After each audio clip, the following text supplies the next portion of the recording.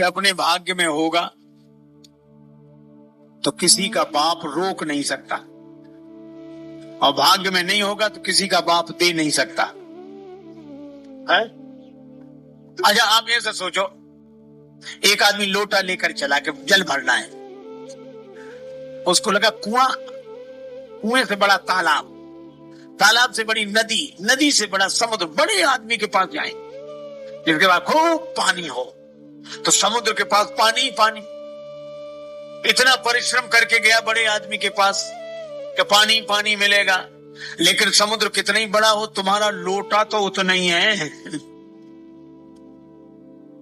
और ये लोटा क्या है? ये भाग्य का लोटा लेकर जहां जहां जाओ, करम कमंडल कर लिए तुलसी जहां जहां जाए, और सरिता कूप समुद्र जल बूंद न अधिक समाए।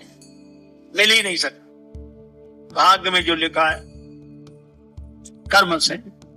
अच्छा अब एक बात सोचो जरा, गंभीर बात है,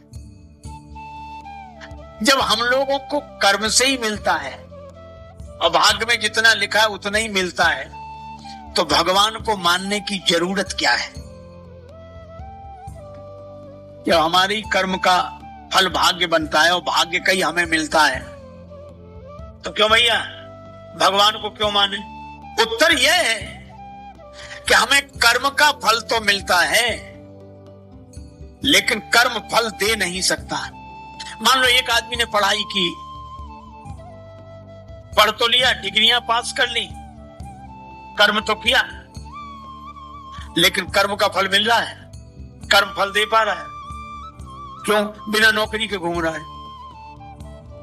पढ़ाई लिखाई तो है पर नौकरी नहीं मिल रही है, तो क्या पढ़ाई उसे नौकरी देगी? नौकरी जब कोई देगा तो पढ़ाई के कारण ही देगा। का अर्थ है कि पढ़ाई का ही फल उसे मिलेगा, लेकिन पढ़ाई फल दे नहीं सकती, और दे देती तो उसी दिन से दे देती जिस दिन पढ़कर बाहर निकला था। और कर्म फल तब देता है जब कोई हमारे कर्म को स्वीकार कर ले। जब कोई नौकरी दे देता है तो पढ़ाई का फल मिलने लगता है। अच्छा नौकरी वो देगा जिसे जरूरत है, जिसे जरूरत होगी वही तो आपका कर्म स्वीकार करेगा।